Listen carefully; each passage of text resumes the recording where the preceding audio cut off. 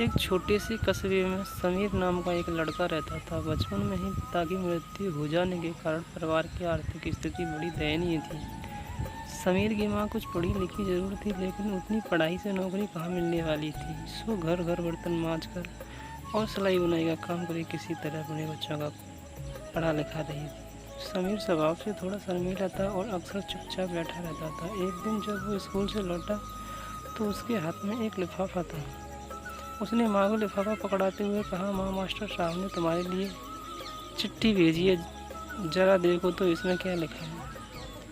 माँ ने मन ही मन चिट्ठी पढ़ी और मुस्कुराकर बोली, बेटा, इसमें लिखा है कि आपका बेटा काफ़ी होशियार है। इस स्कूल के काफ़ी बच्चों की तुलना में इसका दिमाग बहुत तेज़ है और हमारे पास इसे पढ़ाने लायक शिक्षक नहीं है, इसीलिए कल से आप इसे किसी और स्कूल में भेजें। यह बात सुनकर समीर को स्कूल न जा सकने का दुख तो हुआ, पर साथ ही उसका मन आत्मविश्वास से भर गया कि वो कुछ खास है और उसकी बुद्धि तीव्र है। माँ ने उसका दाखिला एक अन्य स्कूल में करा दिया।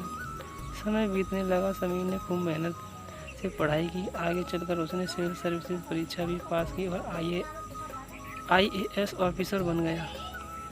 समीर की माँ अब बूढ़ी हो चुकी थी और कई दिनों से बीमार भी चल रही थी और एक दिन अचानक उनकी मृत्यु हो गई। समीर के लिए ये बहुत बड़ा आघात था। वह बिलख बिलख कर रो पड़ा।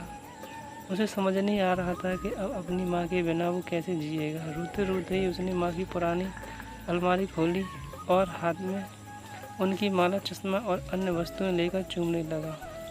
उस अलमारी में समीर के पुराने खिलौने और बचपन के कपड़े तक संभाल कर रखे हुए थे। समीर एक सारी चीज़ें निकालने लगा और तभी उसकी नज़र एक पुरानी चिट्ठी पर पड़ी। दरअसल ये वही चिट्ठी थी जो मास्टर साहब ने उसे 18 साल पहले दी थी। नम आंखों से समीर उसे पढ़ने लगा। आदरणीय अभिभावक, आपको बताते हुए हमें अफसोस हो रहा है कि आपका बेटा समीर पढ़ाई में बेहद कमज़ोर है और खेल कूद में भी भाग नहीं लेता है। जान पड़ता है कि उम्र के हिसाब से समीर की बुद्धि विकसित नहीं हो पाई है, अतः हम इसे अपने विद्यालय में पढ़ाने में असमर्थ हैं। आपसे निवेदन है कि समीर का दाखिला किसी मंद बुद्धि विद्यालय में कराएं अथवा खुद घर पर रख कर इसे पढ़ाएं। माँ से बढ़कर त्याग और तपस्या की मूर्त भला और कौन हो सकता है। हम पढ़ लिख लें, बड़े होकर कुछ बन जाएं, इसके लिए वो चुपचाप न जाने कितनी कुर्बानियाँ देती है। अपनी ज़रूरतें मार कर हमारे शौक़ पूरा करती है।